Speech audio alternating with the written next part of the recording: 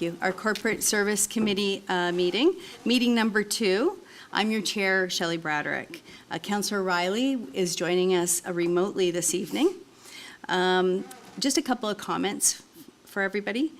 Comments can be made from members of the public for a matter that is on the agenda by advising the chair during the request to address an item on the agenda section. The public may submit written comments for matters that are on the agenda to jpaylove@westlincoln.ca before 4:30 p.m. on the day of the meeting for consideration by the committee. Comments received after 4:30 p.m. on the day of the committee meeting will be considered at the following council meeting. Comments submitted are included in the record. This meeting will be live streamed as well as recorded and available on the Township website. The Land Acknowledgement Statement. The Township of West Lincoln, being part of the Niagara region, is situated on treaty land. This land is steeped in the rich history of the First Nations, such as the Haudenosaunee, the Haudenosaunee, and the Anishinaabe, including the Mississaugas of the Credit First Nation. There are many First Nations, Métis and Inuit from across Turtle Island, that live and work in Niagara today. The Township of West Lincoln, as part of the Regional Municipality of Niagara, stands with all Indigenous people, past and present, in promoting the wise stewardship of the lands in which we live. Is there any changes in order of the items on the agenda? Seeing none, are there any disclosures of pecuniary interest and/or conflict of interest? Seeing none, we have no appointments or presentations. Request to address items on the agenda. 1 hour in total shall be allocated for this section of the agenda, and each individual person shall only be provided with 5 minutes to address their issues. Some exceptions will apply. A response may not be provided, and the matter may be referred to staff. Are there any members of the public present who wish to address any items on the Corporate Services Committee agenda? Seeing none, is there anybody in virtually, Kevin, that? Not seeing any, Madam Chair. Thank you. Communications, we have no communications. And on to staff reports. Item 8.1, item CS11-26. Director, Corporate Services, CFO, Caitlin Repoffs, and Manager, Finance Deputy Treasurer, Steve Emzil. Information Report T-04, 2025 Statement of Remuneration and Expenses for Members of Council and persons serving on any bodies. The recommendation is that 1, that Information Report T-04, 2026, titled 2025 Statement of Remuneration and Expenses for Members of Council and persons serving on any bodies, dated March 9th, 2026, be received. Can I have a mover? Councillor Chichuk, second by Councillor Maychuk. Is there any comments or questions from committee? Seeing none, the vote will come in front of you.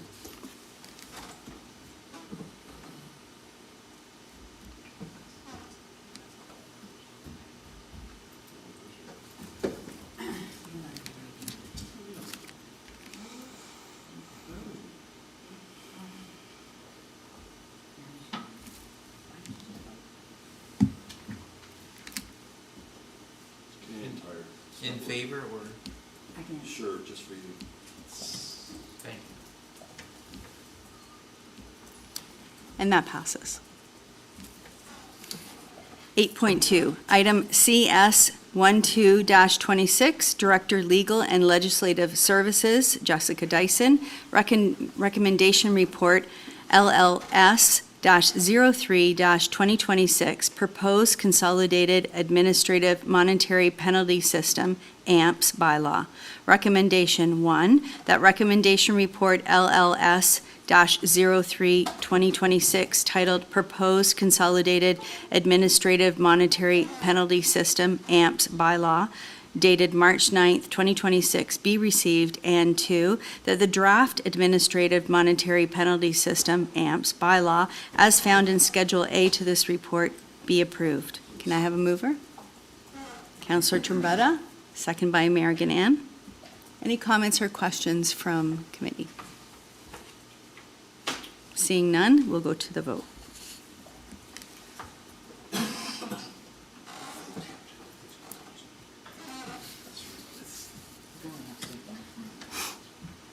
And that carries. 9, other business.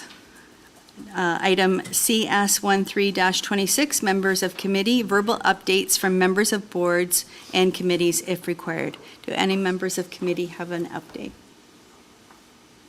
Seeing none, moving on to 9.2, any other business items of informative nature? Seeing none, holy smokes.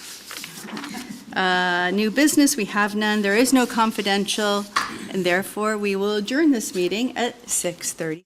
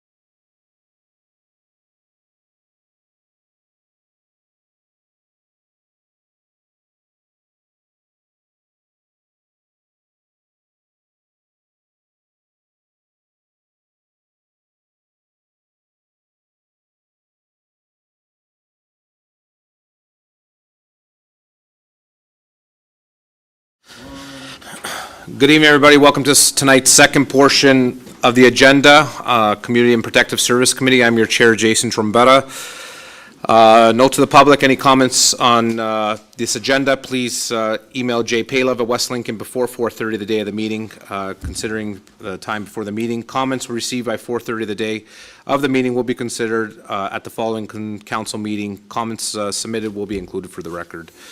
Moving on to our land acknowledgement statement, the Township of West Lincoln, being a part of the Niagara region, is situated on treaty land. This land is steeped in the rich history of the First Nations such as the Hattaway-Andarunk, the Haudenosaunee, and Anishinaabe, including Mississaugas of the Credit First Nation.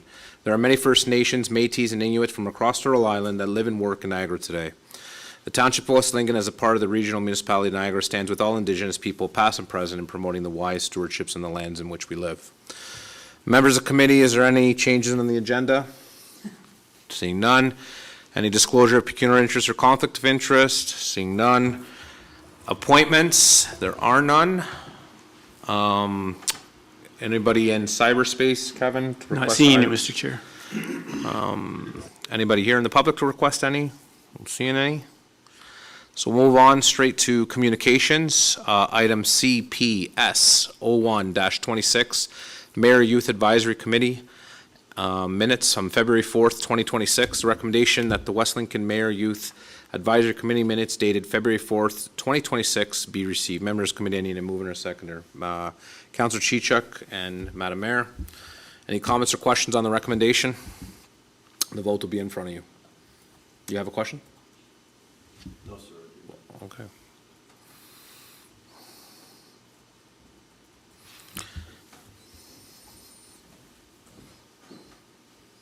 Who are you waiting for? We're waiting for you. Got it? Yes, sir. Thank you. Moving on, staff reports, item CPS 02-26, Fire Chief Tim Hoffsink, information report WLFD 04-2026, monthly update on February 2026. We have a PowerPoint presentation. We'll start with that and then the recommendation to follow. So Chief, welcome. Thank you. I was just getting my PowerPoint up. I have to apologize. I never know that it would tickle. Microphone Chief, yeah, go ahead. I might have to clear my throat once in a while, but. So Chief, yeah, right. will just be you presenting or everybody tonight? Yeah, just me. I have Okay. my entourage for support, so. Okay. Hello, everybody. Welcome tonight. So the floor is yours, Chief. Go ahead. Thank you. All right. Good evening, Mayor Ganan, members of council. Thanks for the opportunity to present tonight. I'm grateful for the chance to showcase West Lincoln Fire and Emergency Team, their fleet and equipment, and to show you how we operate. I'm also eager to share the vision that we have developed for the path that the department can take in the coming years. So we'll start off with. One second, Chief. We're Sure. having some technical issues Oh. here. What's going on, Bruce? Kevin, that thing is going up on the screen. Oh, the banner on top. We just got a black banner on top of the PowerPoint presentation, so we'll just wait till you can see if we can remove that. And I just added another There one. we go. There you go. It's coming away. Perfect. No, one more, Kevin. There we go. All right. All right, Chief. Floor's back to you. Perfect, thank you. Okay, so I'd like to start off by speaking about the team at West Lincoln Fire. The West Lincoln Fire Department is comprised of both a dedicated team of, oh, sorry, is it on to the next slide? Yeah, it is. Kevin, how do I switch it? Now I haven't got I tried it. No, it doesn't have it. No problem, Chief. We've experienced all this at one point in our time, so. You need to have the bar on top for me to be able to do it. There we go. All right. Okay. There it goes. All right. Perfect. All right. So I'd like to start off by speaking about the team at West Lincoln Fire. The West Lincoln Fire Department is comprised of both a dedicated team of paid on-call or volunteer firefighters and the administrative team members. So our team is comprised of our Director of Community and Protective Services, Cynthia Summers, the Fire Chief, myself, the Deputy Chief, Zoli Rackenjack, and our Fire Administrator, Sarah Turzak, behind me. So the Director of Community and Protective Services joined West Lincoln Fire and Emergency Services team in early 2025 and plays a valuable role in the interface between the Fire Chief, CAO, and Council. Cynthia meets regularly with the fire team and ensures that concerns and issues are promptly addressed at the correct level within the corporation, as well as supporting coordination between fire and other departments. The fire chief's role is to set the direction of the fire department and to ensure that the department operates safely, effectively, and in a fiscally responsible manner. Strategic thinking is critical in this role. It requires considering the growth and future needs of the community to ensure appropriate preparation and planning. Working with the master fire plan and inputs from various agencies, the fire chief develops the vision for the path the department will take in the coming years, as well as the necessary funding required to operate. The deputy chief's role is a more tactical one. The deputy executes program content and oversees multiple areas in the department, including training, fire prevention, call response, personnel management, and oversees most of the procurement. The deputy chief often oversees emergency scenes in the incident commander role as well. Promotions and recruitment also fall within the responsibility of the deputy fire chief. The fire administrator plays an important role in the department with a wide range of responsibilities, including entering payroll data for the firefighters, supporting the training program by helping the training officers, as well as liaising between the chief officers and the volunteer firefighters. The fire admin often supports the fire team at fire scenes with supplies or information for officers. Fire admin also manages purchasing documentation, coordination of outside agency training, and organization of staff events. Fire admin also provides administrative support to the Director of Community and Protective Services. The fire operations team. The firefighters who make up West Lincoln Fire are all paid-on-call firefighters. They are known as volunteers, but are paid for most activities in which they participate. In 2022, Council approved an increase to the roster of 10 additional firefighters. This was intended to address the growing call volumes and the challenges inherent in the paid-on-call model, and to ensure sufficient numbers during emergency responses. We have 55 firefighters in West Lincoln when the roster is full, 35 in Smithville, and 20 in Caister Centre. All training, meetings, and most social activities happen outside of workday hours, meaning that this dedicated team, including admin staff, leave their family, home, or workplace to serve the community, often after work or on weekends. Some of our members have served for over 25 years, and the team is close-knit. Many members have built long-term friendships. The fire department is the firefighters, but they can't do their jobs without the facilities, trucks, and equipment that allow them to effectively serve the community of West Lincoln. Council has ensured that West Lincoln Fire has been provided with top-notch fire halls, trucks, and equipment.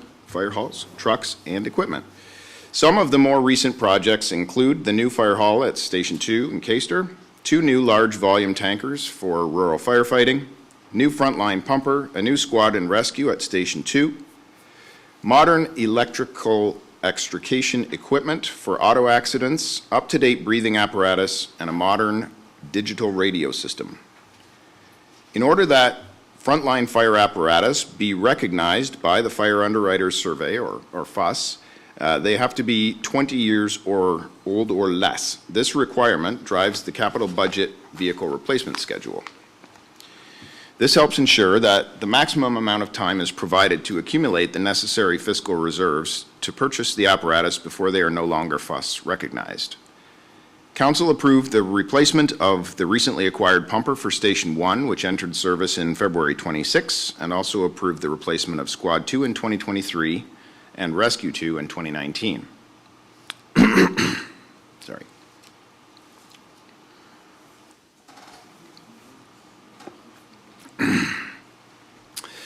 So the 2 high-capacity tankers purchased in 2021 and 2023, and some additional equipment, has increased the rural firefighting capabilities of West Lincoln Fire. Ongoing training and the acquisition of some key pieces of equipment have made a substantial difference in the fire suppression capabilities of the team. There are plans to continue training and preparation for the addition of several new rural water supply initiatives in the future.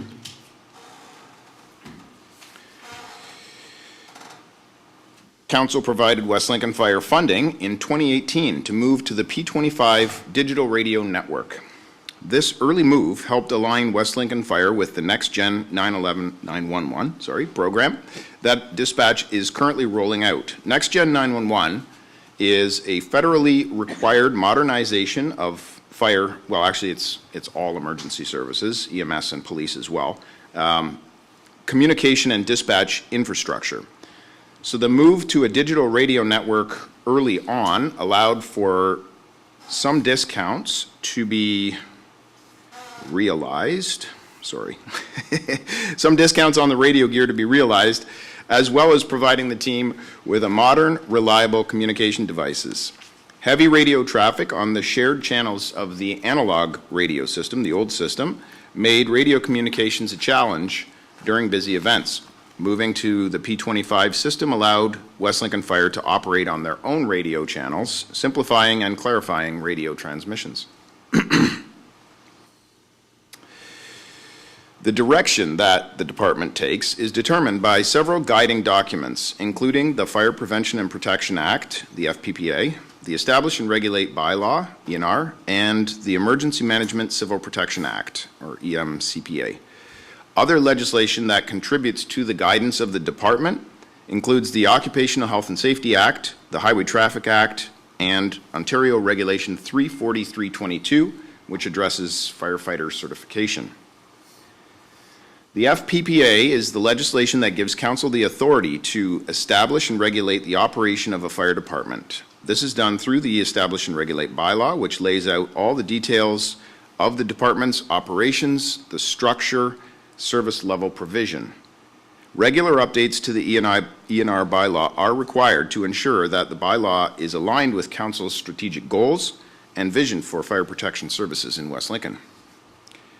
Another important document that shapes the department's development, growth, and successful operation is the Master Fire Plan.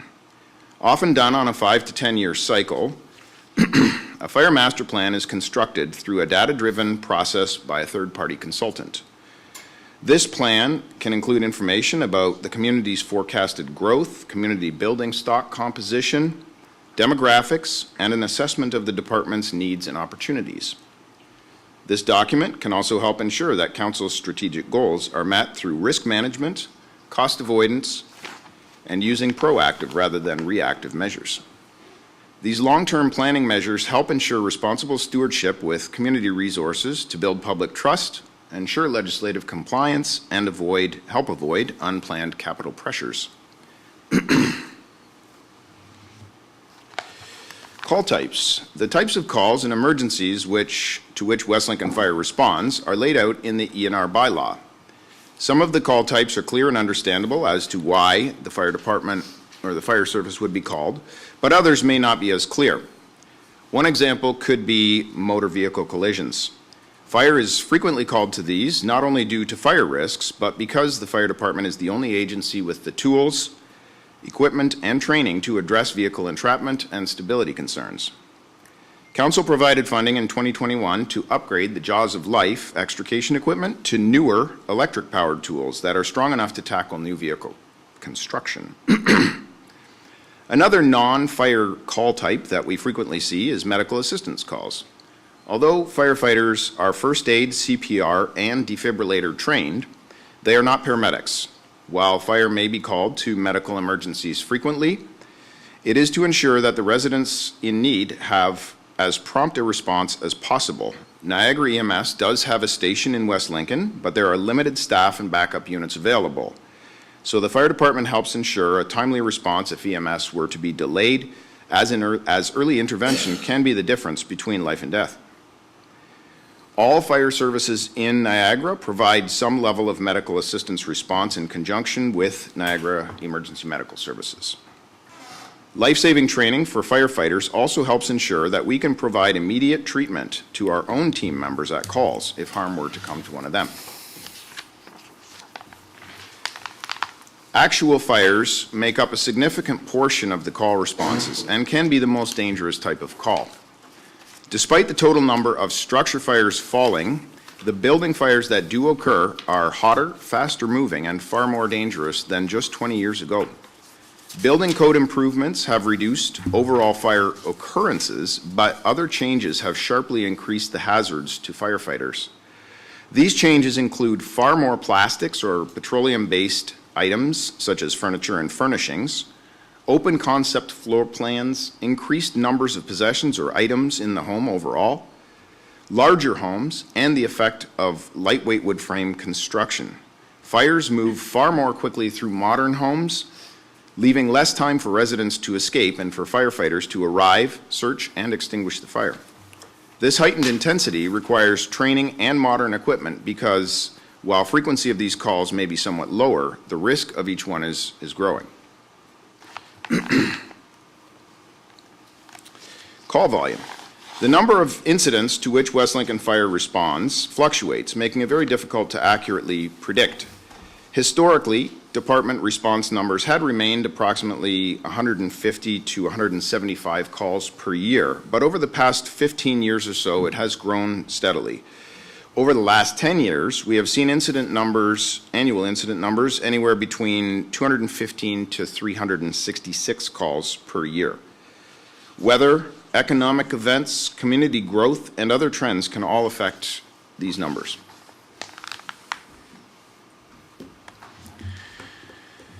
Aid agreements. Supporting West Lincoln's team through this growth is an automatic aid agreement with our neighbors in Grimsby and Lincoln, with each department supporting the others in large building fires, tanker shuttle support, complex technical rescues, and vulnerable occupancy calls. A fire protection agreement is also in place on the far east end of the township, with Pelham Fire and West Lincoln Fire together providing coverage for most call types. These agreements are in addition to the Niagara Regional Mutual Aid Plan, which includes all Niagara area fire departments participating in mutual aid with any of its members who may require assistance. Training and certification. The nature of firefighting has inherent unpredictability built into it, with the fire type, severity, and frequency being difficult to predict accurately. To be ready, a great deal of preparation and extensive training is required. This is accomplished in several different ways.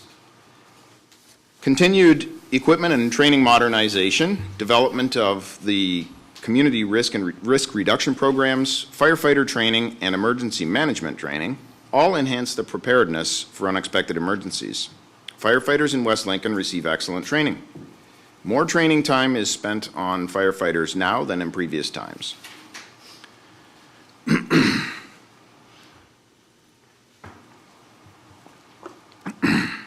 In 2022, the Ontario government passed the firefighter certification requirement, which states that all firefighters in Ontario need to be certified to the National Fire Protection Association, NFPA, standards by July 2026.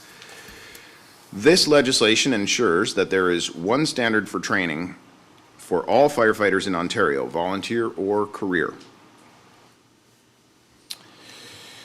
Regarding certification, West Lincoln is in excellent shape, with the vast majority of its team certified for their current roles, with more courses running regularly. The number of firefighters certified to firefighter level 2, which is the minimum level required for interior firefighting, in 2021 was 62%. Ongoing certification efforts have resulted in 88% of firefighters being currently certified. The latest 3 recruit classes have been certified through their initial recruit training program, and other ongoing courses are ensuring that officers, pump operators, and instructors and others are being certified as time goes on. This displays the increase in certification numbers for firefighters with company officer level 1, which is a supervisory role carried out by the volunteer officers, overseeing operations and supporting leadership both on and off emergency scenes. In 2021, approximately 15% of firefighters were qualified at this level, and now approximately 25% of the team is certified. 35, sorry. These figures include a number of more junior members who participated in the fire officer course to help with succession planning and preparing for the future.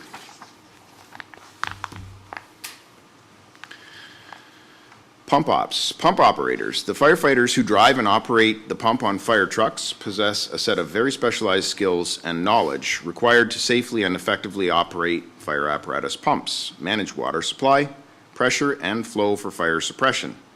This is a critical role in ensuring that crews have sufficient, consistent pressure and supply while fighting a fire.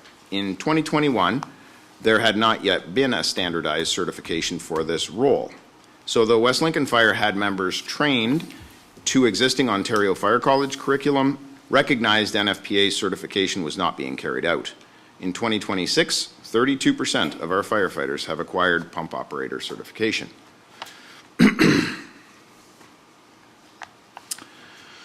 The recruitment intake process was overhauled starting in 2021. In 2024, additional standardized third-party screening was included, helping to ensure that candidates can do the job by screening both aptitude and physical ability. This helps ensure fairness and consistency in the hiring process. Major improvements are underway to modernize the delivery of training. Firefighters are now able to conduct hybrid training, blending online work at home with in-class study at the fire hall. This flexible technique allows for better use of valuable training time. The use of the new Ontario Fire College online learning portal helps the fire department track progress. Our new records management system, First Due, is critical for tracking hours, filing training records, and managing the certification process.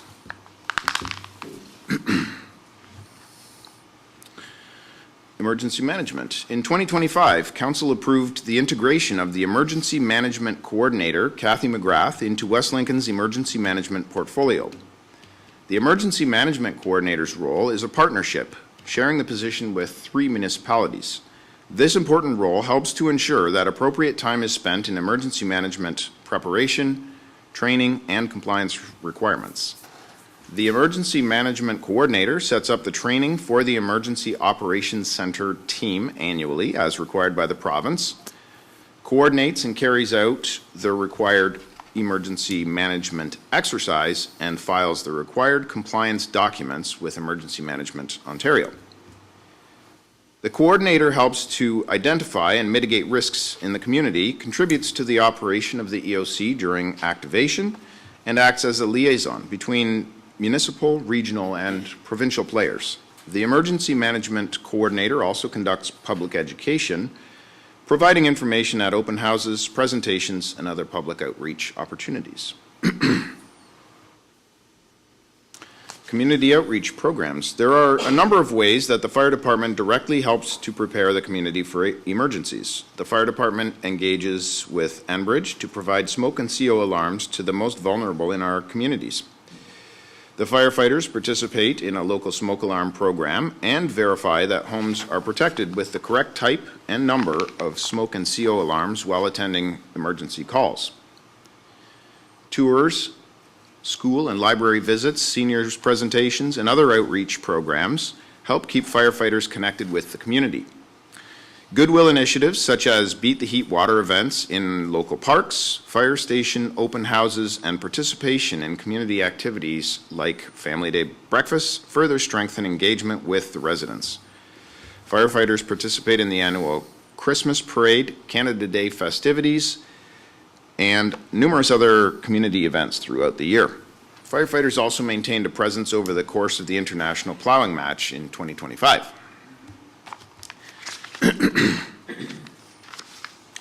Future opportunities and risks.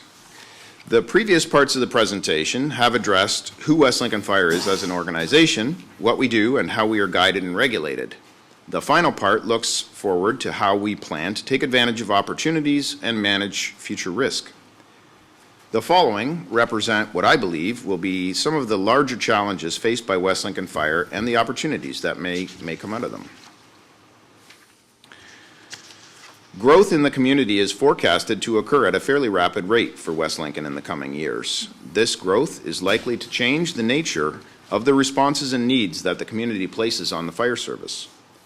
The residential growth expected in West Lincoln will almost certainly drive up the likelihood of an increase in high buildings in the community.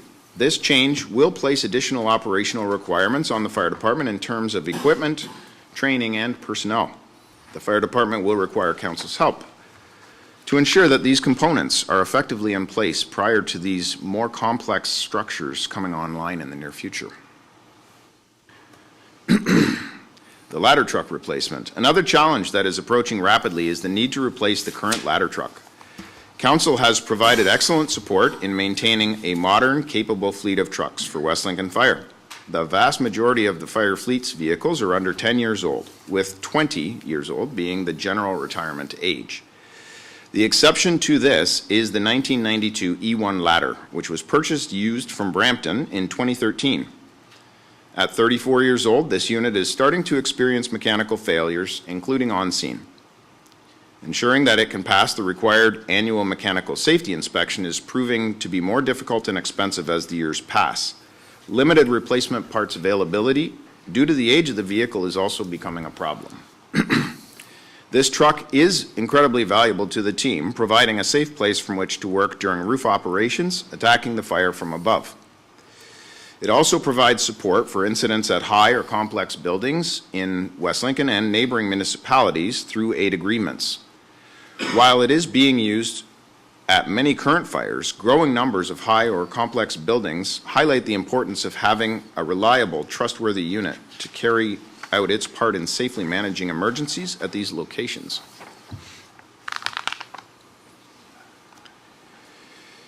Another issue to be addressed as we look forward is the protection of firefighters as they carry out their important work. Ontario workplace safety legislation requires that we ensure the protection of workers, and there are two areas that need specific ongoing attention. These are cancer prevention and decontamination and post-traumatic stress disorder prevention. Programs are being developed to address these concerns, but they are both quite broad and far-reaching, and they will need additional support in the form of equipment and especially training. Fire prevention and the dual role. This ties into the next issue, which concerns overextending the part-time training, maintenance, and prevention staff. As legislative requirements on the service have increased, more of that added responsibility is borne by the volunteers, running the risk of burnout and loss of staff. The fire prevention work is currently split between the deputy chief and the volunteer fire prevention and fire educator position. While many opportunities exist to expand inspection, compliance, and pre-plan activities, as well as public education and interaction, there are not sufficient hours available to capitalize on them. This is directly related to the retention of volunteer firefighters. West Lincoln has been very successful in attracting and retaining volunteers over the past years. However, evolving job profiles, including fewer shift workers, as well as fewer local employers, reduce daytime firefighter call attendance. Changing demographics and a shift in attitude towards volunteerism also threaten this highly effective and financially responsible service model.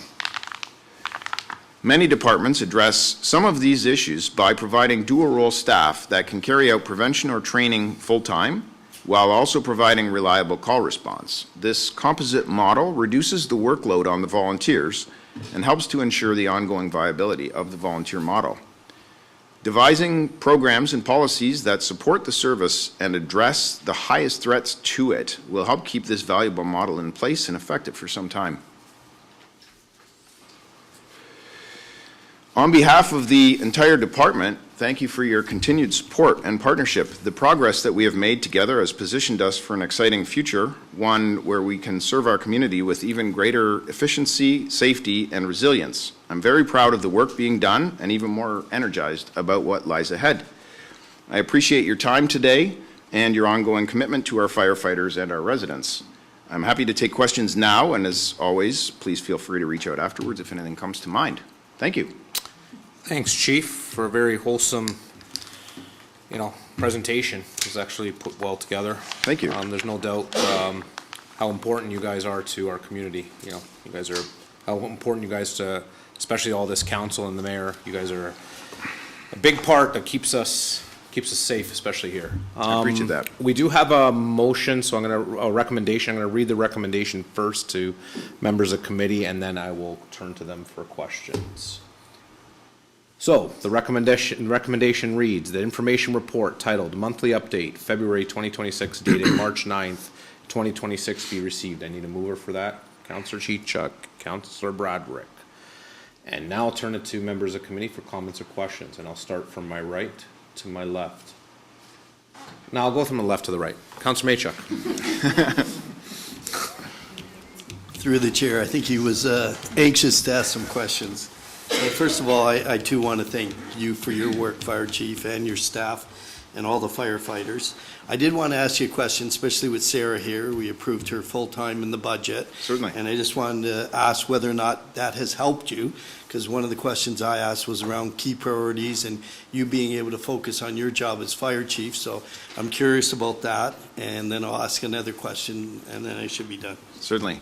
Through the chair, yeah, absolutely. Having full-time admin staff is critical for us getting our work done. So with a full complement in admin now, we're able to start looking at developing some of these programs that I've referred to here in the presentation and start taking some next steps. So rather than just kind of keeping our heads above water, we're able to really start thinking ahead and taking some moves. So absolutely makes a huge difference having her support there daily. Yep. Okay, thank you. And the next question is kind of two-part. I know you ordered and we received, I think it was either a fire truck or pumper last year, and with Councillor Rayner's insistent, we got a Canadian truck. Yep. Just wanted to see if you were pleased with it, and was there any lessons learned now that you're mentioning the fact that you might need a ladder truck in the future? I know that needs approval, but was there any lessons learned that will help in the future in terms of future purchases, especially ones this large?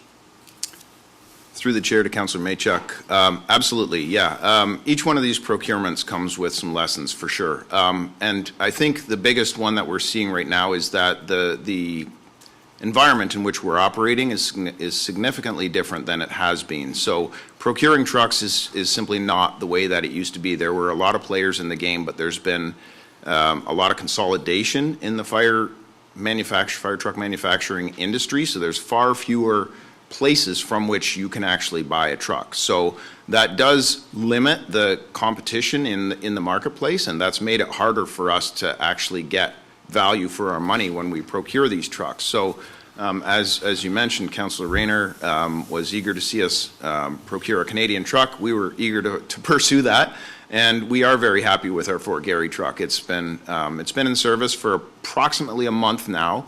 It's run a number of calls, and it's suited to purpose very well. So the nice thing about a truck that's built in Canada, and in particular a place that's even colder than here, is that the truck was well built for Canadian winters. In Winnipeg, they have significantly worse weather than we do, especially on a day like today. So yeah, the truck is well suited for its purpose, and we're happy with it. In regard to a future purchase, the ladder specifically, it would probably be a little less likely that we would be able to come across a truck that would be so well suited for purpose, pre-built and ready to go, but it's not impossible. Manufacturers are starting to build some trucks that they put on the lot again since COVID, but the lead time on a truck built to spec is running between 2 and 4 years. Yeah, so the marketplace is very substantially more difficult to operate than even just pre-COVID. It was just a night and day difference in just that 5-year change. So it's made the process a lot more difficult and expensive, and we don't really see a lot more value for any more of that time or money that we have to invest into it, unfortunately. So it is the nature of fire trucks right now. We're kind of grateful that the tariff situation didn't pan out the way that it was looking like it was going to, but yeah, still we're expecting that you know, the ease with which we were able to spec and receive fire trucks, say 10 years ago, probably won't apply to this next purchase. Floor still yours, Councillor. Look to the chair of the committee or maybe the clerk. Does any approval needed for the chief to at least explore on the basis that he's saying it's a 2 to 4 year window for a possible purchase without any financial commitment? I'll turn to the clerk. Through the chair to Councillor Maychuk, I probably need more information in regards to any procurement rules. I would imagine that the chief is open to exploring certain possibilities, but would need council approval to pursue any type of tangible operational dollars and or speculative capital dollars. Councillor, it's still your floor. One last question, my apologies. Under your incident type, in future reports, even though I thought your report was excellent, if there is a way to, under the medical, to include what is the breakdown on life-threatening incidents, such as you arrive on the scene and it's a major heart attack, and God forbid if you're not there or the paramedics, we could have had a possible death. Is there a chance to break out that statistic? Because it would be interesting to see where there's life-saving measures that without you arriving there promptly, God forbid it could lead to possible death. Through the chair to Councilor Maychak, that might be difficult to achieve, but I may be able to provide you with a little bit of information that gives a bit of context to the medical calls. We have an agreement with Emergency Medical Services Niagara that sort of lays out what call types we respond to. And the tiering level is referred to the tiering levels. There's 1, 2, and then below 2. I don't know exactly how far down it goes, but essentially it is through that tiering level that it determines what the nature of the calls are, the severity of the calls. So the tiering level that West Lincoln Fire is at is basically any of the more, let's call it the less life-threatening types of calls. For example, if somebody had a severe fall or broken limbs or things of that nature that were not life-threatening, we don't get called to those anyways. So the tiering level essentially just keeps us at the point where we respond only to circumstances in which dispatch has ascertained that there is some life-threatening possibility there. We don't get called otherwise. So they use an algorithm when they take the calls from the caller, and that flow chart basically determines whether or not we get tiered as the fire department or if it stays strictly within EMS. So those preset levels are determined in conjunction between emergency medical services and the fire departments. Thanks, Councillor. Councillor Broderick? Thank you through the chair to the chief. Thank you for the great presentation, and congratulations on such a summary and celebration of all the work and commitment that your department does for the safety and the well-being of the community. It certainly doesn't go unnoticed, and we thank you, for your continued service. I had a question, but then you answered it. But I had another one. Sure. What initiatives from this past year is your department the most proud of?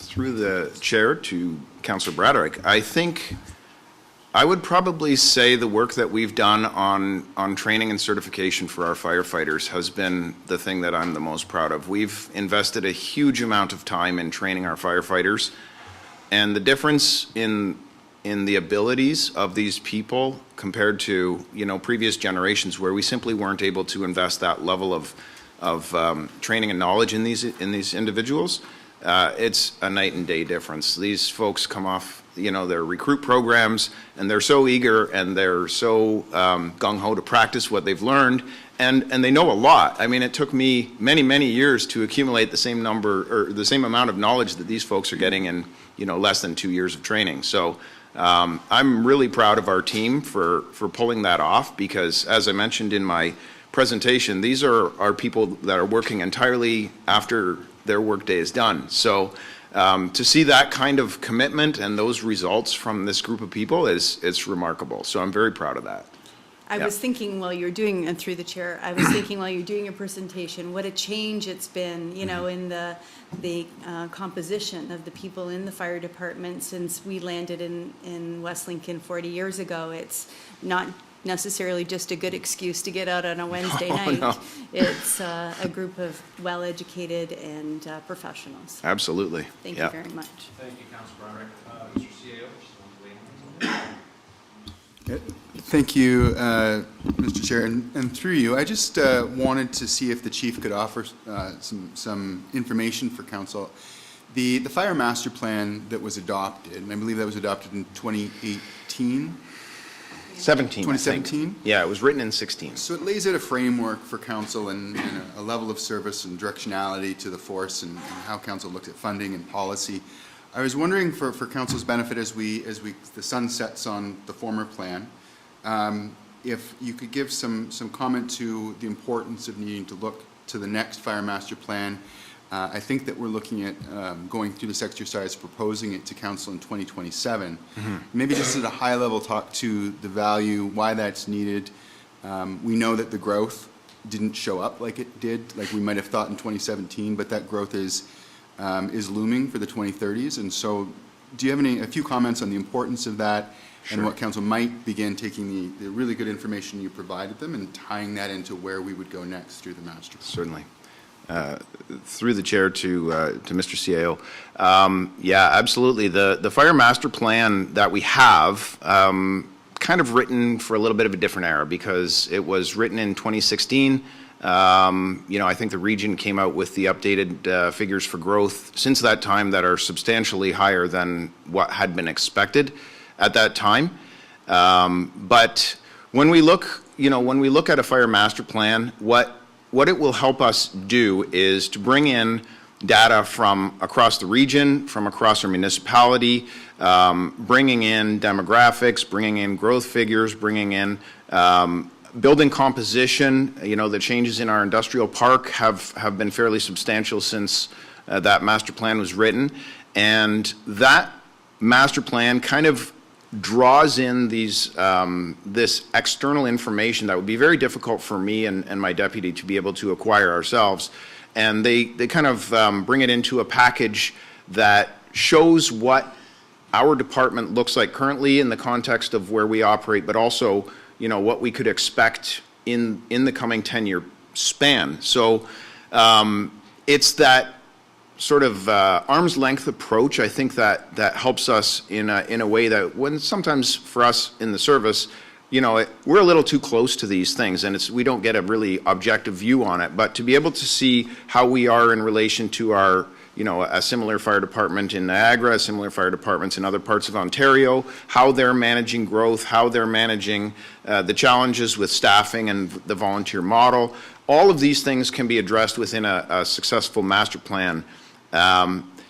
I think that having that outside view in is really the value that we see there. So it can help us, in the context of council's strategic goals to make sure that any directions that we're taking sort of line up with what's happening in our circumstances, but also with what council is hoping to see come, down the road. So I hope that kind of gets where we're going. Yeah.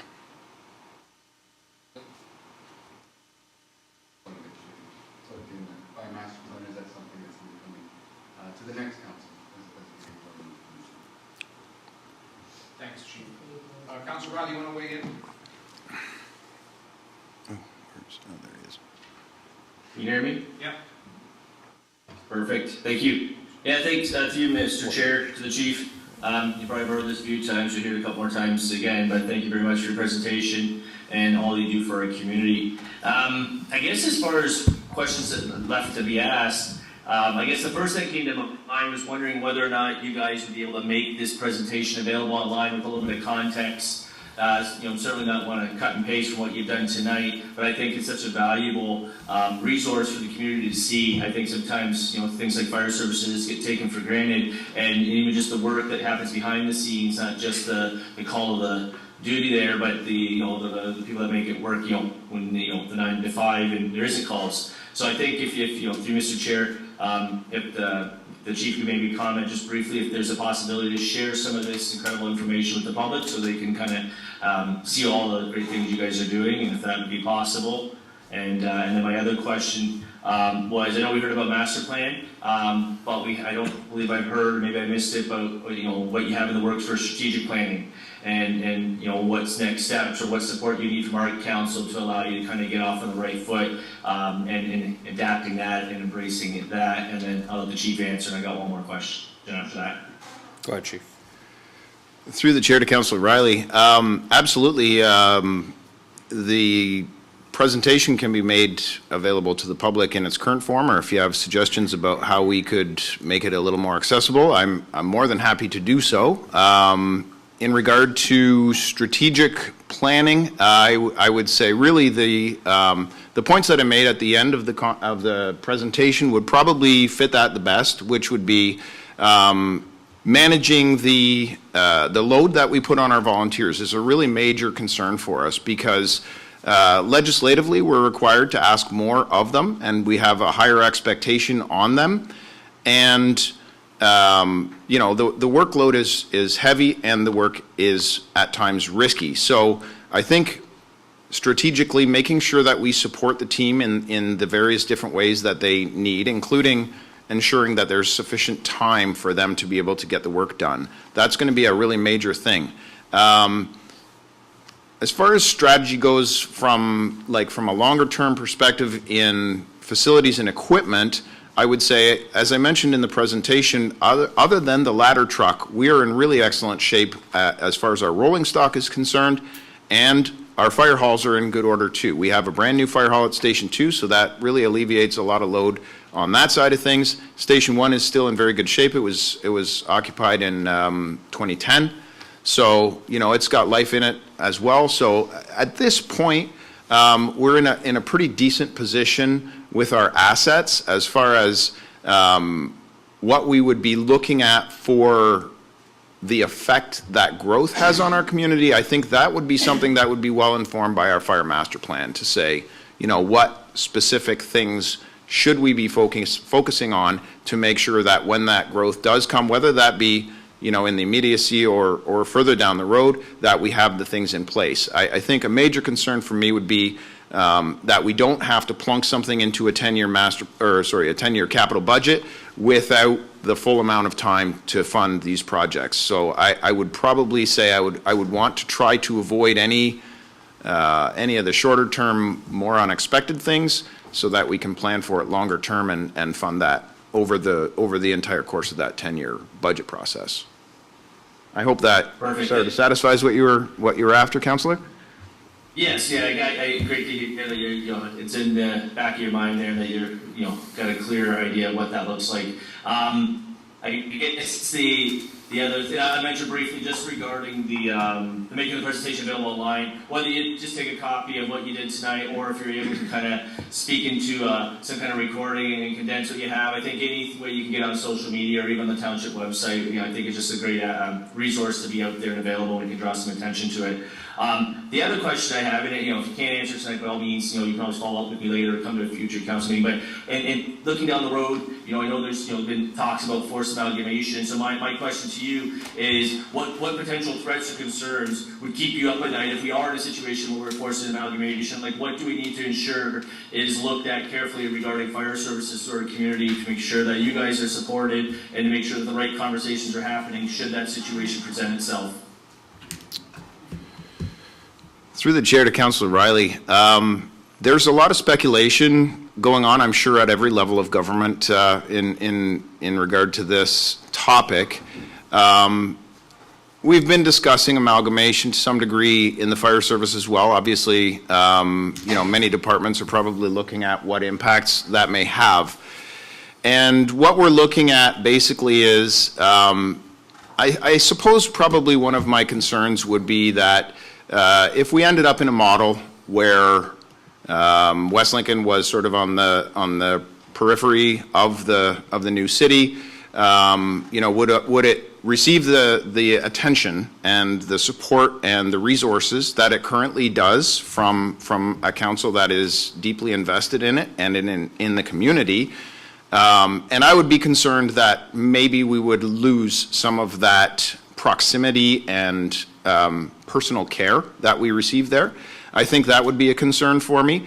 Another possible concern that I would consider would be the residents of West Lincoln have invested heavily into this department in the assets that we have, in the people that staff our stations. And I think to have a sort of a more remote model where, the governance is elsewhere, I may be concerned that we would see that decentralization sort of thing, maybe weakening, the connection between the department and its community, just because there would be that, that sort of remote oversight.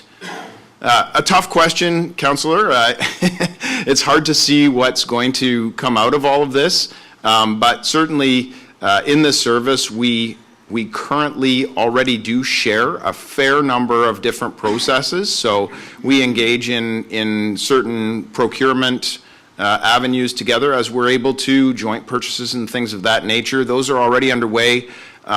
We protect the citizens in our community through a number of different aid agreements. So that really maximizes the value for the taxpayer, because these are reciprocal agreements where residents in neighboring communities can kind of share the fire assets of the other communities when there's a real surge in need. For example, on the weekend, there was a barn fire in a neighboring municipality, and our tankers go out to support that. So that's reciprocal. We give as much as we get, and vice versa. So you know, when it comes to amalgamation, to some degree, we kind of already do some of that work within the fire service already. So that doesn't obviously preclude whatever the province decides it's going to do, but it certainly is, we recognize the value of cooperation in the fire service, and we participate in that pretty heavily as things stand right now.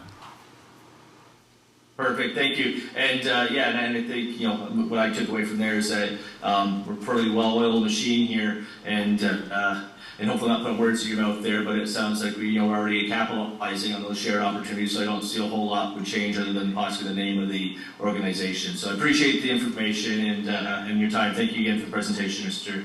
Chief. Sure, Thank you, certainly. Councillor. Madam Mayor. So thank you. Through you, Mr. Chair. I also have a few questions. The first two are relatively simple, I think. I'm just reassuring myself in some areas. So the first is about your recruitment process, and I really do appreciate, you know, the trouble that you're going to, and you're making sure that there's a really good fit with the resident. I'm hopeful, and I didn't see you mention it, that you still also are engaging the spouse or the partner of the prospective recruit.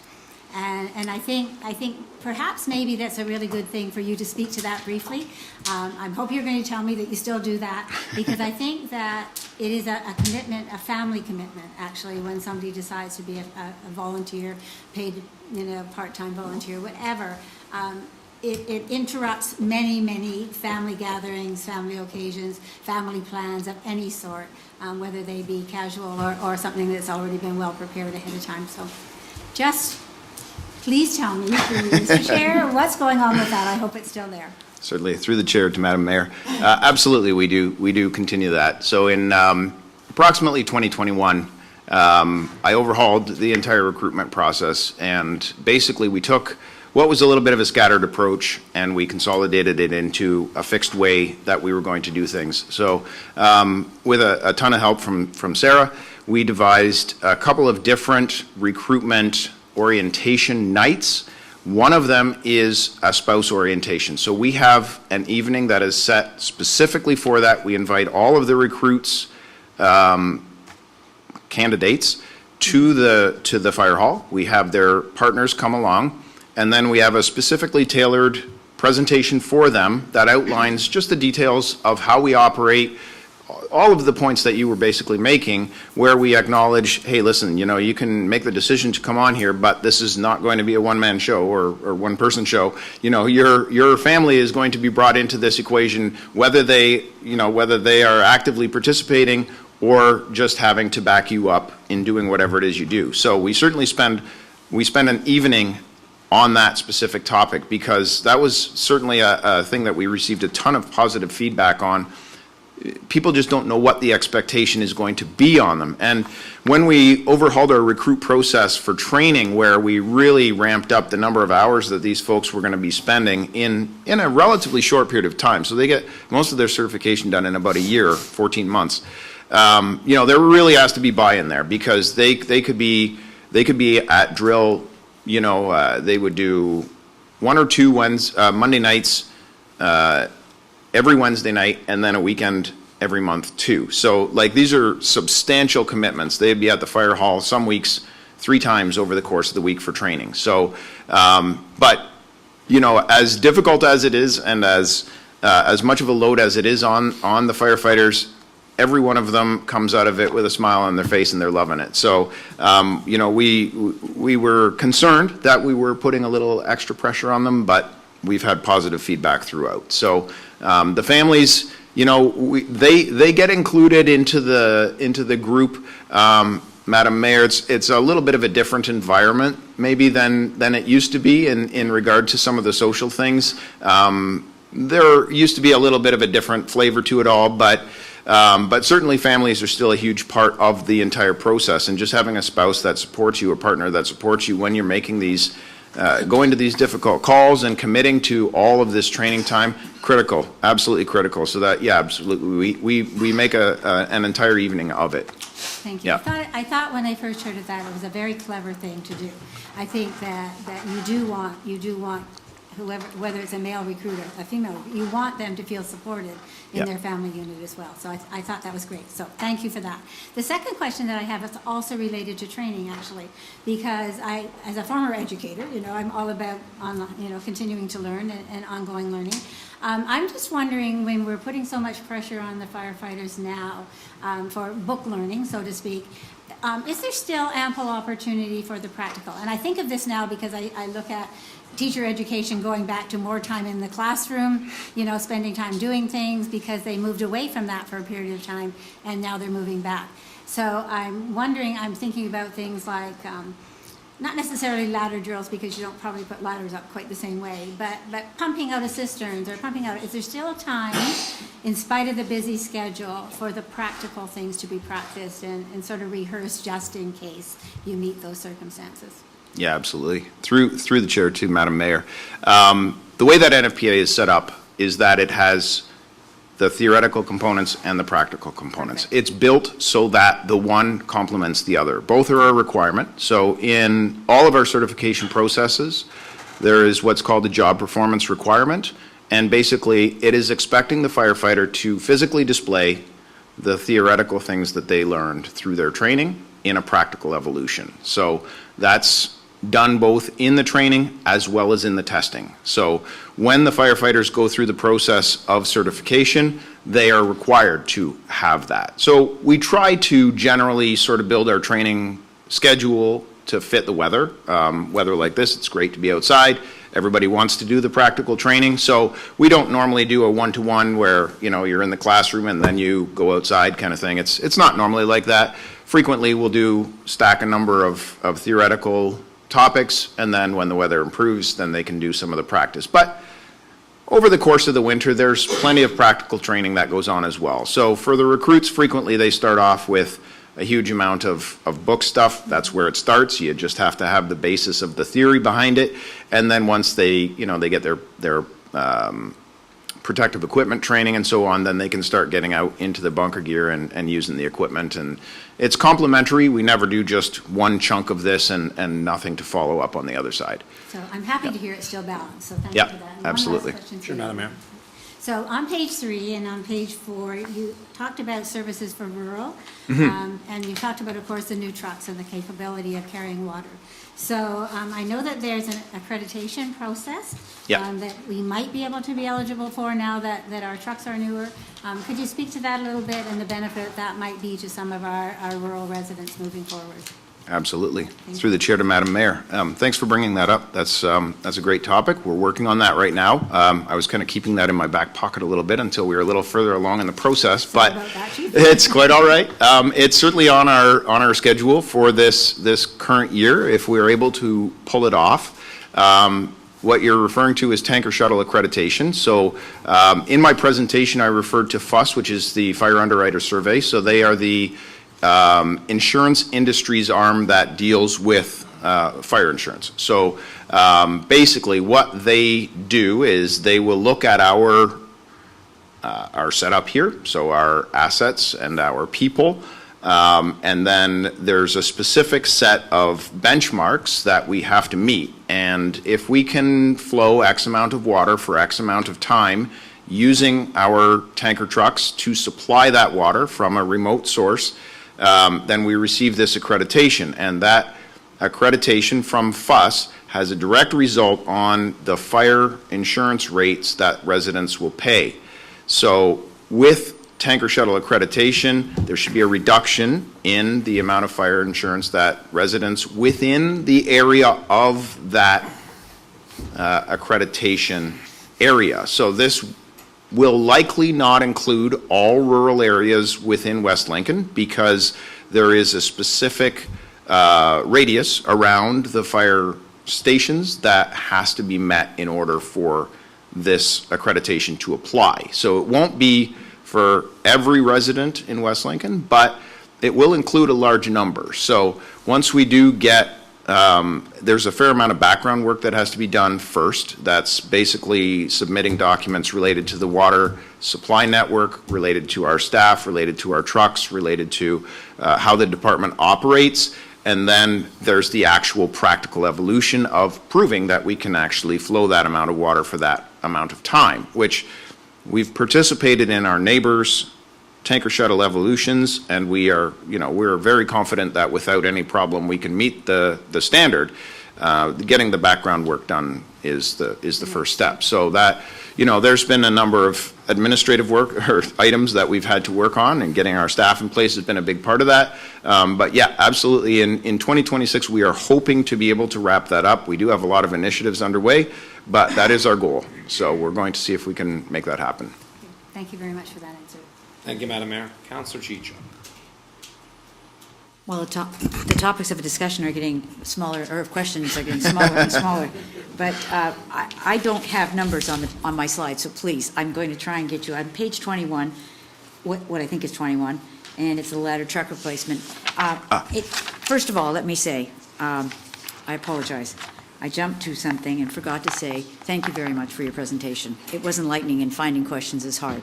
And I think that we would be remiss if we didn't say thank you to the dedicated volunteers who are out there. And I take your points very, very seriously about the changes in the workforce, the fact that people don't work shifts anymore, and getting people to come in for a massive fire at 10 o'clock in the morning might not be that easy to find firefighters. Yeah. So I understand all of that. And it worries me about the ladder. I was here on council when we were fortunate enough to get that truck for, I think, $5,000. Yeah, very cheap. It was a real deal. Yeah. But I look at the picture because the picture of the house that's on fire is, I think, on Elko Road, and I remember that night. I couldn't come home from council because they were diverting everyone. Right. So I went to the fire instead. No, I stayed well away, though.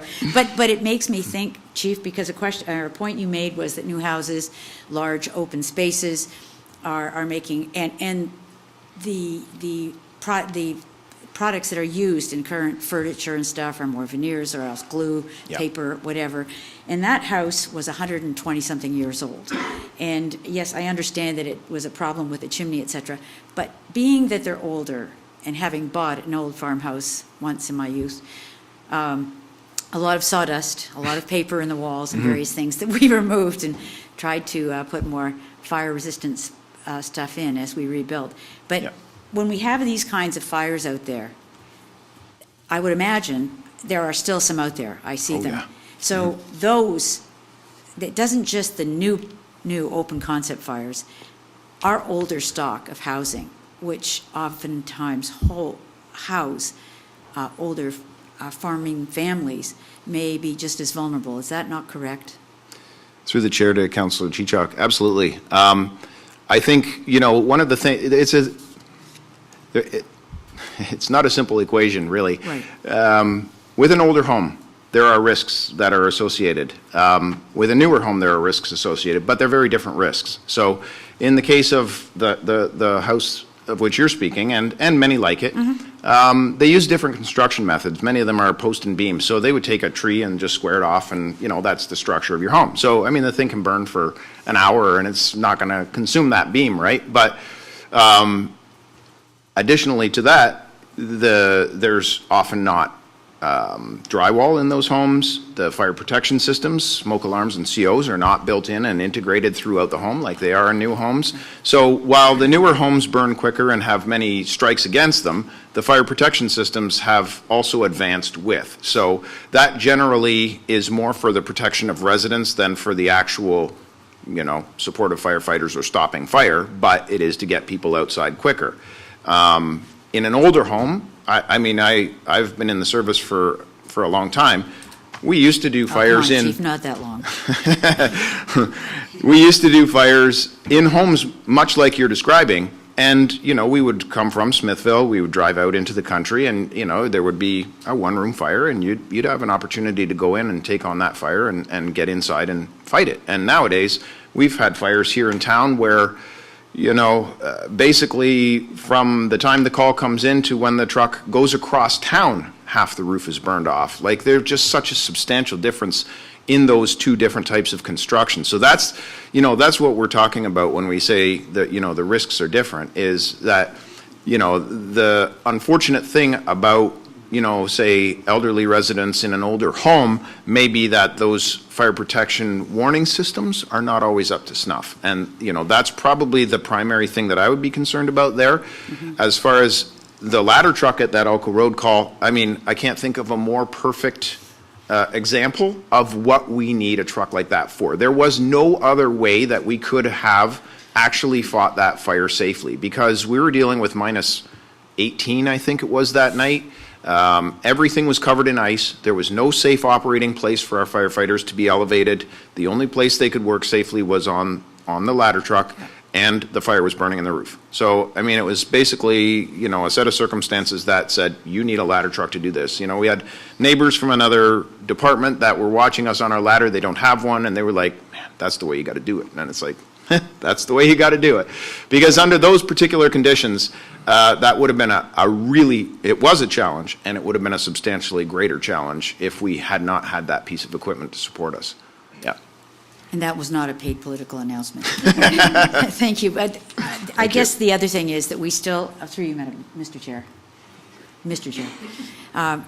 The idea of our community is very rural, and while the structures and styles of barns and hay storage, et cetera, are changing substantially, that post and beam construction is still the main factor in a lot of barns. It is maybe the beams won't burn, to your point, but getting into a fire that's loaded with hay or grain or something like that is still going to be a different kind of fire that our firefighters know how to fight. I have seen many of those and congratulate you on every one of them. But it is a different kind of fire, much different than the city. I have a question, and it was sparked by Mr. Chair, through you, to the fire chief. Thank you. You said something like, legislatively, there is more load on our volunteers, and we have to pay attention to that. And managing the load is very important. Mm-hmm.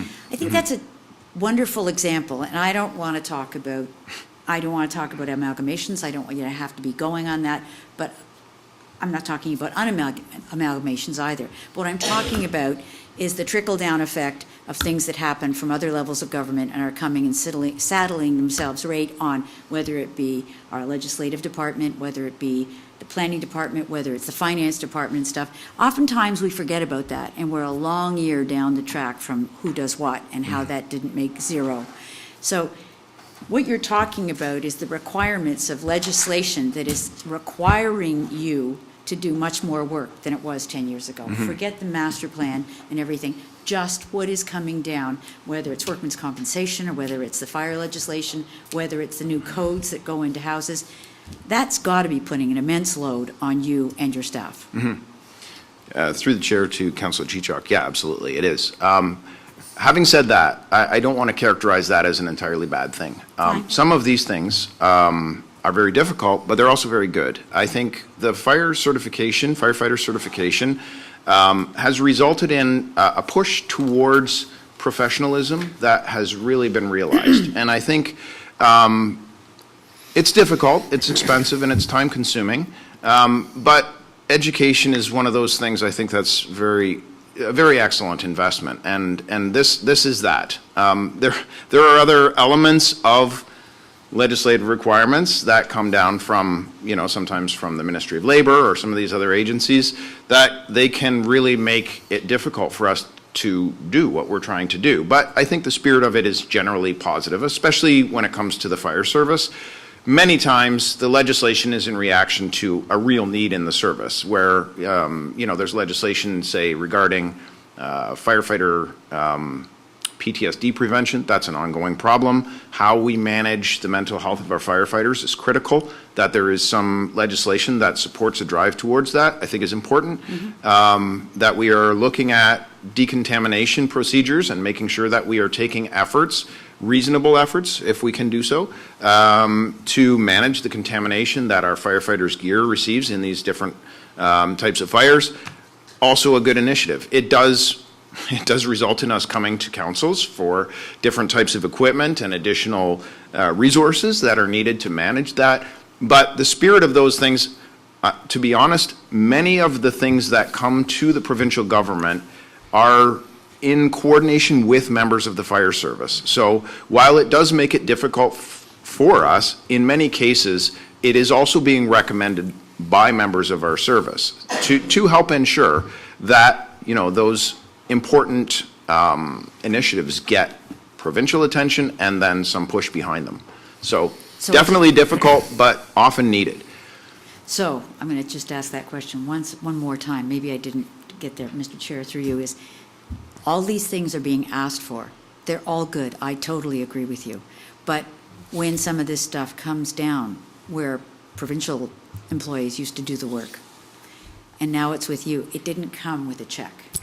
No. That was the point I was getting at. Yeah, no. You do it, you probably do it better than anybody else, and you know it better than anybody else, as in any of the other departments. But it comes, and you do a great job, and then we report it back up, but the check didn't come with the Right. job. No.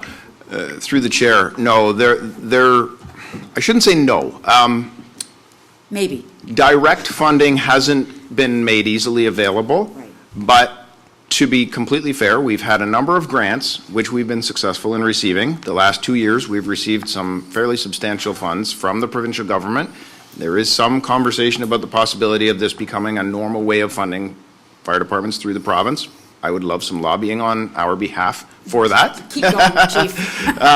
But there have been some funds, but is it a one-to-one, as in here's the requirement, so there's the funding? No, absolutely, that's not how it goes. But fortunately, there has been some reactive funding that comes from the province to support these initiatives. We've certainly seen some of that in our cancer prevention stuff, which is great, and we've been making good use of those funds. So that's awesome. We definitely support that. We support what funding we do get from the province through the grant structures.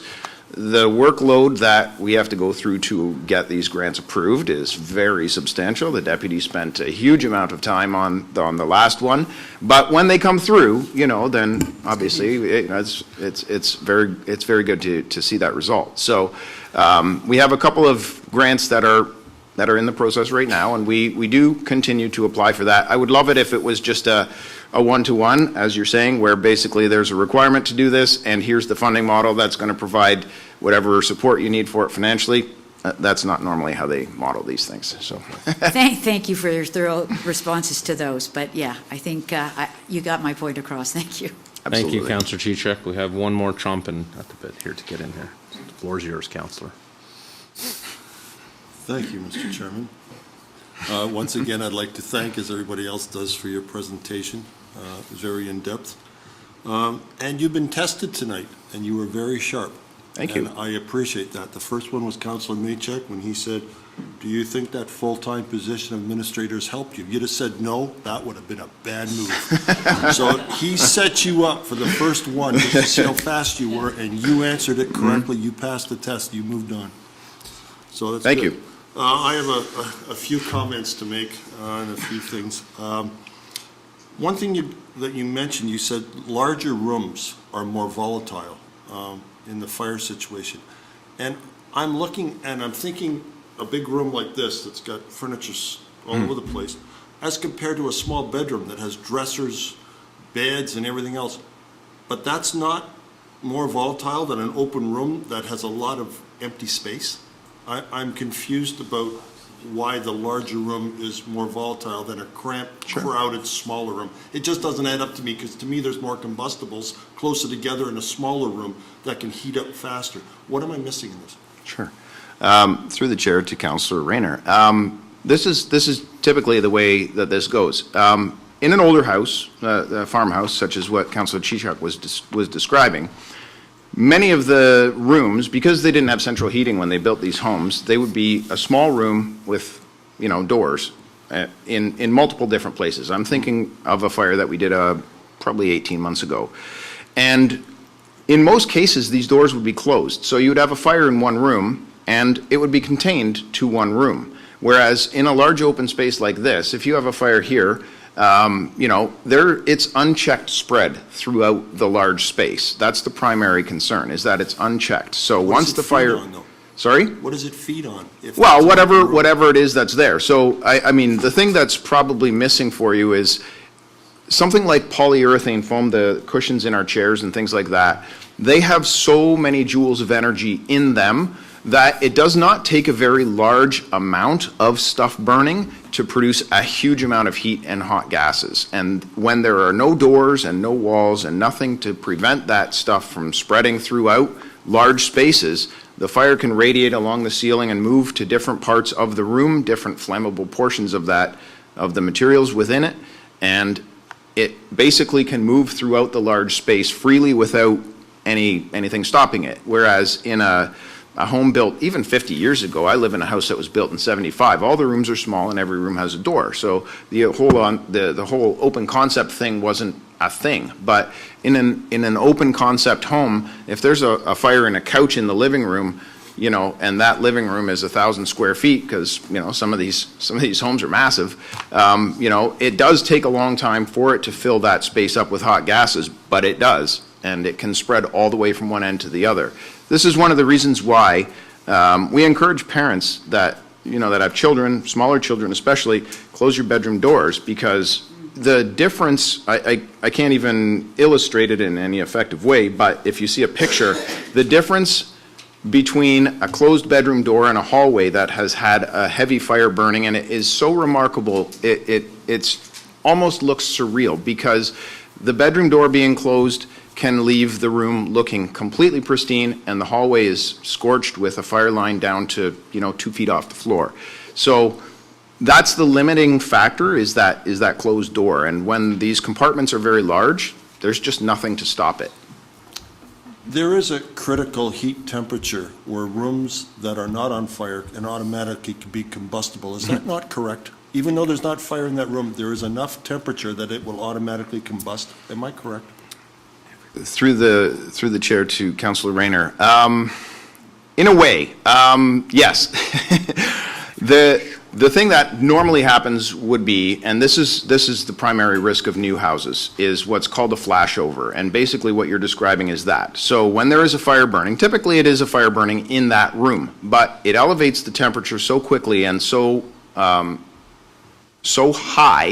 that the entire space heats up to the point where everything is at its ignition point. And then basically there is just floor to ceiling flames with temperatures, in many, many hundreds of degrees Celsius. So that's not survivable for any residents. That's not even survivable for firefighters in full gear. So what we talk about when we have time is getting there before flashover happens. And in those old farmhouses, that took a long time, just because of they had horsehair and wool and cotton and everything was wood, right? All of that stuff burns at a lower temperature with less intensity, has less energy. New things, they burn at, the temperature that oil burns at, basically. So that's hundreds and hundreds of degrees hotter, and it spreads quicker, and everything can engage at once, yes. The plaster used in Century Homes was made with horsehair. So yeah, plaster and lath, yeah. Very effective, actually, at managing fire spread, but I think it was expensive and difficult to put up. We won't have so much time allotted, so if we can, because I want to get my comments in too. No, it doesn't go for you, Councillor, everybody spoke, so I'm just. I'm the only one you mentioned it to. No, it wasn't related to you. It's just we're getting into a lot of detail, and I just want to keep on point. I know you are. You said there were 311 calls. Remember that number, 311. That's total in 2025. Could you break it down, Station 1, Station 2? Oh, I don't have that detail in front of me, no. Many of our calls, call figures overall, we get them from our dispatch, so they just give us the annual summary. So you wouldn't know that? I can get that for you, Councillor, I just don't have it in front of me. That's fine. Now, we talked about the truck that you just got out of Winnipeg, which I'm proud to say we got out of Winnipeg. My cousin lived in Winnipeg, and he said other than the Yukon, Winnipeg is the coldest place in Canada in a large city. So yes, they would know how to build the trucks. My question to you now is, you've taken advantage in the past with a ladder truck. I believe you said you got out of Brampton. So is there an opportunity for you to be, as Councillor Maychuk said, looking down the road to see, because we don't want to get one built. It's ridiculous, 2 to 4 years costing and everything else. Is there a possibility of coming across another situation, only because you're out looking, that we might have an opportunity, knowing the seriousness of the decay of the one we've got and the cost of repair, that we could just be a little heads up and maybe come back to council in 6 months and say, guess what? Look what I just found. Oh, it's in Kenora, BC, but it's a heck of a deal. Right. Like, that's what I'd like to see, is some direction in that, because you know there's a problem coming. And we know in the past that we've solved it by buying a used truck, as Councilor Chichuk said, at a heck of a deal. That doesn't mean that it's not going to be another one. Right. But we won't know unless we look. So is that possible? Sure. Through the chair to Councilor Rayner, absolutely. If it's council's direction to the fire chief, I can absolutely keep my eyes out for that type of thing. I would suggest that our good fortune in dealing with the truck from Brampton may not be easily replicated, but there are used fire trucks on the market, and with careful consideration, we may be able to take advantage of that if that's the direction that council wants to go.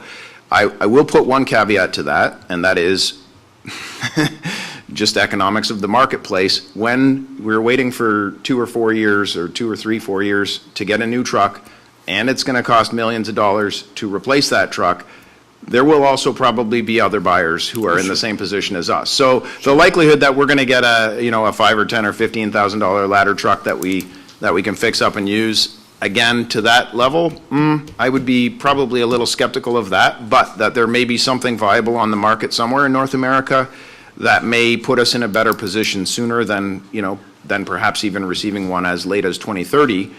I would say that may be good. That may be good economic sense. Thank you.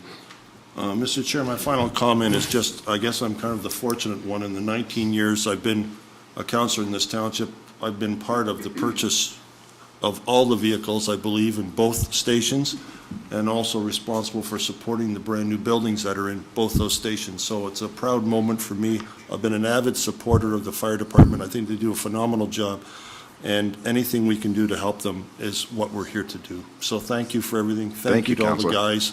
And they're a real proud group of guys, and it's nice to have them, and with me, I go by them just about every day. It's nice to have them close by, too. And it also helps my fire insurance, so thank you. Thank you, Councillor.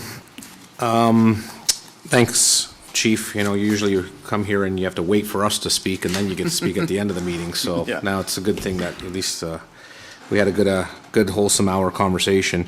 One thing I just want to recognize is that the volunteers that we have in this community don't get enough recognition as they do need, right? They're putting, if you look at the pictures you posted, these guys are working not 9 to 5 in the morning on Monday morning. They're coming out late at night trying to put these out. Yep. And I think they need without the volunteers, we really don't have a fire department. And they really need to be recognized. Again, that's a volunteer service that they're all signing up to do. And how committed they are to both Station 1 and Station 2 is really impressive, and it really, really helps our community. So without them, we have nothing. I just want to recognize that.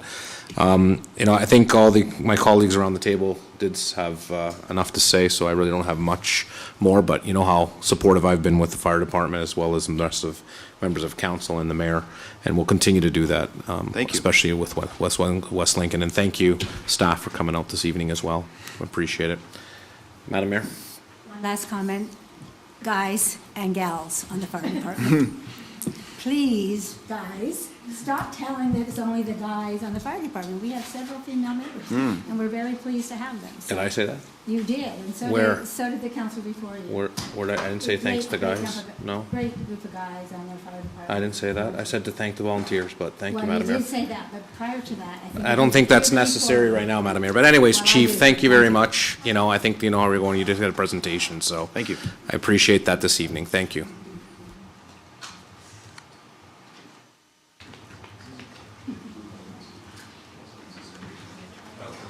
Mr. Chair? Go ahead.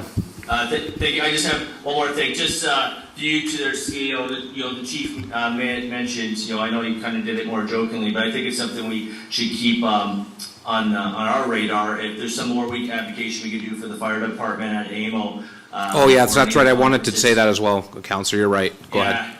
no, I just figured it might be a good thing to just kind of put in the back of our minds as we look forward or look towards the future in terms of what those delegations are. If there's an opportunity, last couple of years, we advocated for libraries, and we're always looking to advocate for other departments within our organization. So maybe if you could just, I don't need a response from me, but if we could just keep that in mind, it'd be great to double down on that. And then I think as far as like, if not to belabor this, I think Councillor or Mr. Chair, you mentioned something that resembled guys. I don't think you were meaning it in the form of one particular gender. I think sometimes that's one of those unisex comments where it kind of applies to men and women. I think our volunteer firefighters recognize that as well. So I don't think anybody can take any offense. Thank you. Thank you, Mr. Chair. Just want to call the vote there. Thank you.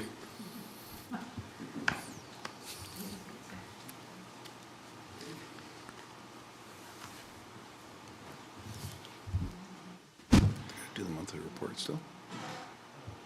No?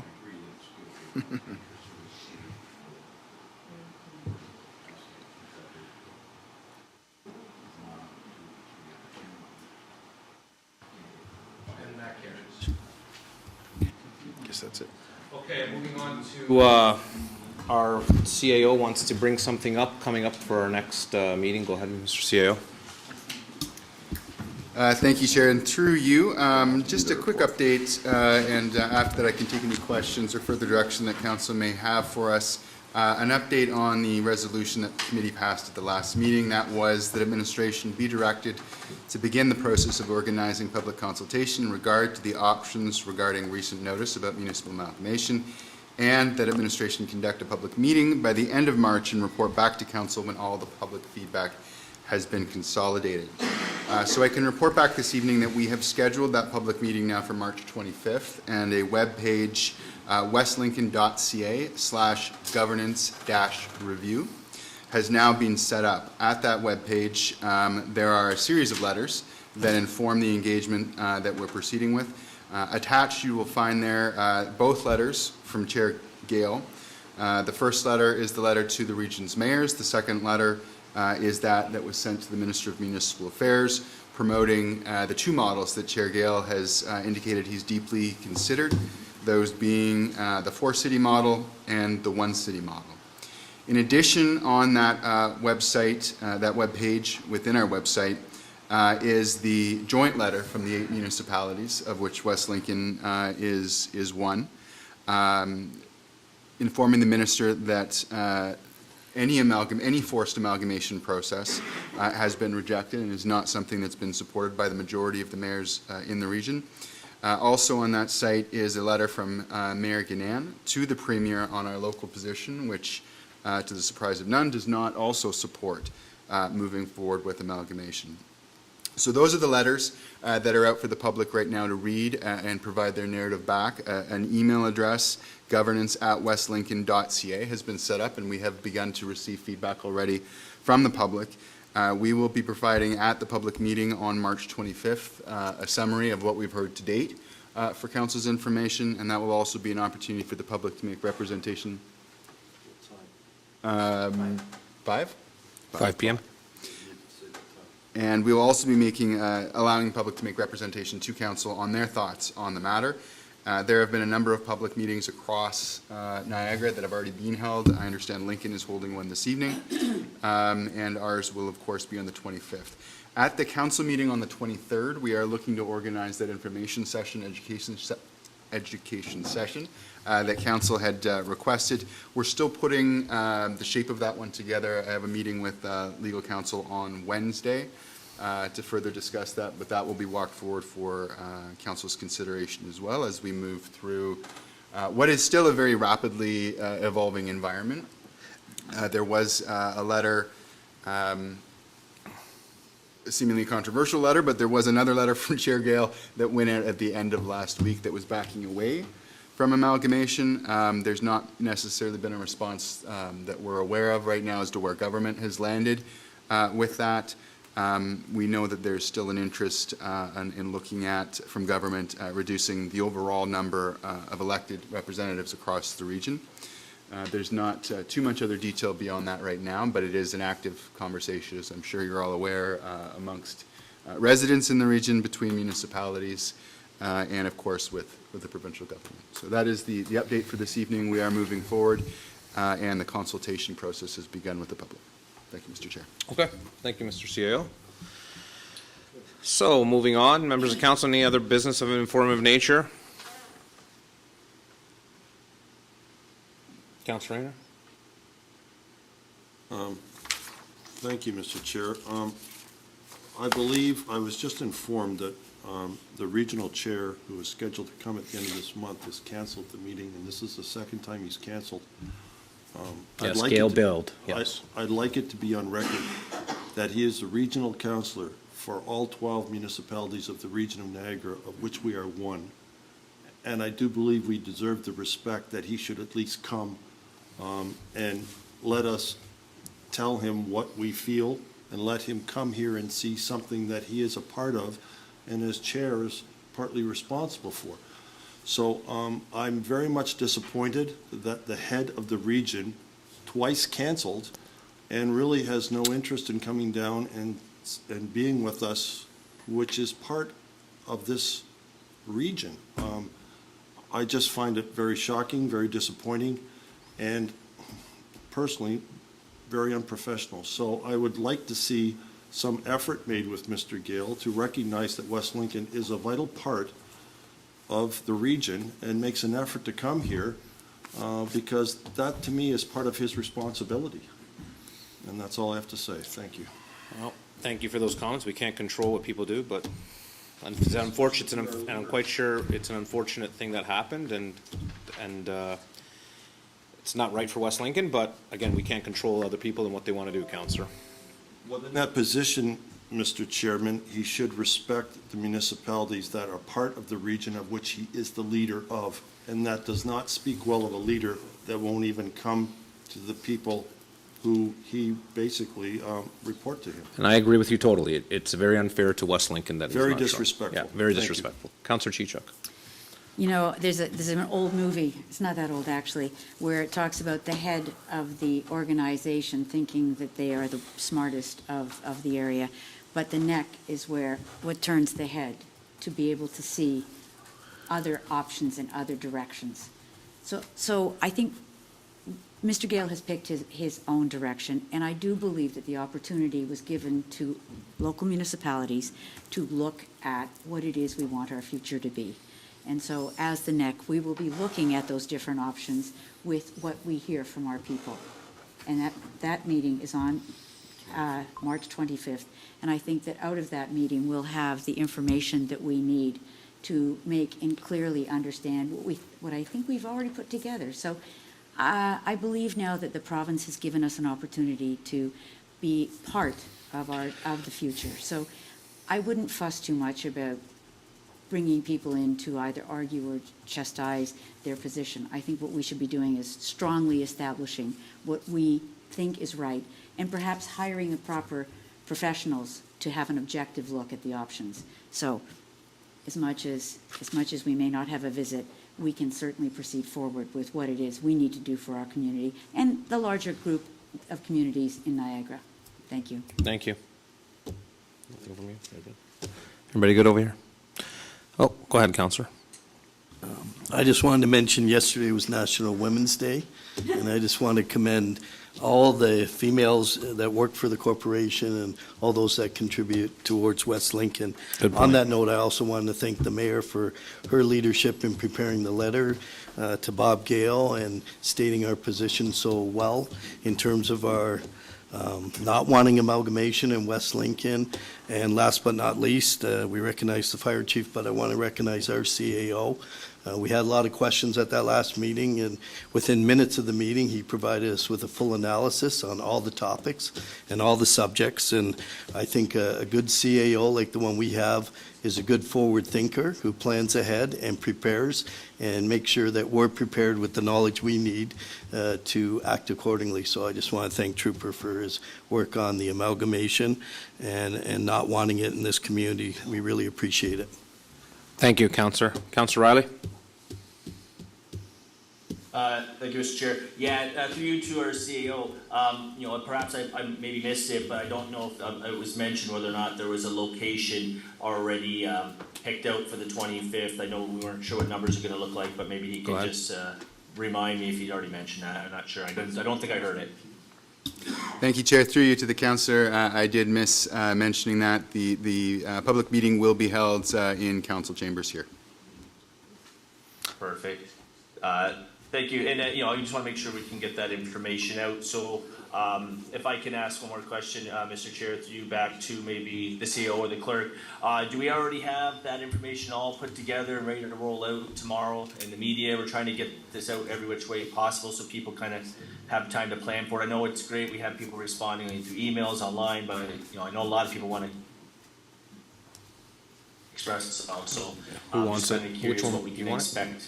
And I might have missed that as well. Go ahead, Mr. CEO. I believe the press release went out. I will defer to Ms. Dyson, who I believe looked after that on Friday. Thank you. Through you, Mr. Chair, to the councillor. So yes, the media release did go out last week, so it has been posted on our website as well as on our social media platforms. It will be in the paper as well this week. I believe it's a half page, so hopefully everyone will be able to see it there too. Excellent. Thank you. Is that okay to answer your question, Councillor? Clarity, Mr. Chair. Yep. Does the media, can you hear me? Yep, go ahead. Okay. Does the media release actually say a location? Does the media release actually say a location? The one that was posted last week would not. We were not sure about the exact location. However, it will be updated on the website, and in the newspaper it will be provided. Okay. So thank you, because again, that was what I was asking, because I know we had this stuff that we put out later last week, but I know a lot of people are asking where, so I want to make sure we're hitting this everywhere we can, so thank you. Thank you, Councillor. Councillor Rayner? Just to follow up to Councillor Maychuk, I fully endorse and agree with what he said with regards to the efforts that our mayor and our CAO have done on behalf of the residents of West Lincoln. This is, as I said before, a fight for our life, and I think we've got the two best people in there who understand us, appreciate us, and have the knowledge and experience to make it very clear to the people that the letters are going to, the position of this township, and I thank them very much for their stance and their support. It means a lot to us.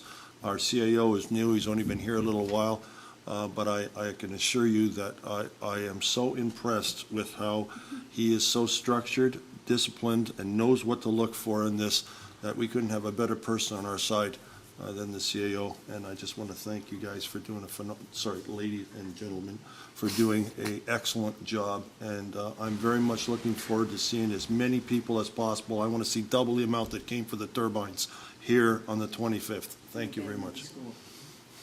Thank you, Councillor. Councillor Maychuk?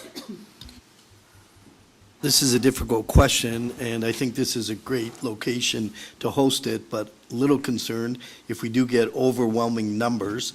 Is there any monitoring in terms of, I won't say RSVPs, but some sense as to how many may come, and how do we prepare if by chance we exceed the number on this location? We've managed, when we were building, we had through turbines, and we've managed how we were building community centers in this chamber. We've been here a while, and you know what? It sometimes overflows into the hallway, but we've seemed to manage on the biggest events. But is it going to be that big? Who knows? Mr. Chair, I must correct you, having chaired a few of those. Well, some went to the high schools. No, we went two to the high school. But some were in here as well. That eventually, but Community center was all in here. community center was, yes, we didn't have anywhere else to go, so. Yeah, true. Can I go to the clerk first, Madam Mayor, and then? Go to the clerk. Through to the chair, for the rest of council's benefit and the residents, contingency plans have been made, whether there is an overwhelming amount of support from the community, that we can move to the community center if necessary. If not, we also have contacted our fire service, who will be attending to monitor the crowds and monitor, I believe, with a numbering system in order to ensure that the occupancy is not overcorrected, and we will also be handing out number pads to indicate the number in which people will be presenting their thoughts, should that amount of people come to want to voice their opinion. So all contingency plans have been made on the administration side to ensure that there isn't too drastic of an overflow. But again, contingency plans are in place should an overwhelming amount of people choose to come to the meeting. Okay, and that's just to reiterate, that's just for comments that night so you can just give me some guidelines on what's going on that night. Through the chair, for the rest of council as well, administration will be providing a touch base for the residents to understand the full context. However, the intent and purpose of the meeting is for residents to be voicing their opinion on the matter. In light of their time and respect for them as well, council will not be expected to weigh in on each individual's comments. This will be purely for the public to come in and voice their concerns, as well as for administration to collect those comments and concern to put them into the official record. The comments made from council will be made separately and be included into that record as well. Okay, thank you. So further to that, I'm glad that you went to the clerk first, because I was going to talk about that a little bit. So if we did have actually this room full for last Friday, and we know that we can accommodate a great many chairs with our new chairs and the ones in the back. We had a lot of room in here without exceeding the number that the fire department allows. But we also know that a numbering system will work, because we will not be weighing in on all of these concerns, we're going to respectfully ask residents to say what they would like to say, and then change places with somebody in the hall, so that we can move people in and move people out, so that as many people as possible. We also want to encourage people to email, because it has the same effect. If they email, then those things will be part of that record as well. So whether people can actually make it in person, we'd love to see lots of people come. But if people don't want to be in that crowd, or they don't feel they can be, or they're like many people now with a cold going on, and they want to have their say, but they don't want to be here physically, then they will have the same input by sending it by email. So. Okay, thank you, Madam Mayor. And also, that this meeting did come, as of last week, it came notification to us that it is being held on the Wednesday. So, Madam Mayor, you are chairing that meeting, correct? Okay. Just for the record, I have a work function that was booked way previously before this meeting popped up, so I will not be able to attend that evening. So if you could just reiterate to the public that I am at a work function on that Wednesday, please. So I appreciate that. unfortunately, I want to be there. I'm going to try to zoom in as best as I can, but due to being away, it's kind of harder as well. So, Councilor Bradrick. Just a quick question through you, Chair, to the clerk. Is there a virtual option? Through the chair, to Councilor Bradrick, we are offering virtual live streaming for individuals to come. We will be exploring whether or not we will be offering links to people. However, the logistics of that for internally our side, that might be seen as a little bit too much to take on with so many individual links needing to be mailed out. We are encouraging people who would like to attend virtually and still comment to email those comments in, much rather than be speaking over Zoom, because again, sometimes you run into issues there. So in order to not lose those comments into microphone issues, we prefer those individuals email. However, they will be able to view the entirety of the meeting via live stream. Great advice, and it certainly opens up the options for more people to attend and to still get their comments included. Thank you. Excellent. Okay, I think that's it. So if there's no other members of council with any other business, there is no new business, and there's no confidential matters. So there's. I guess I'll adjourn the meeting at 8:23.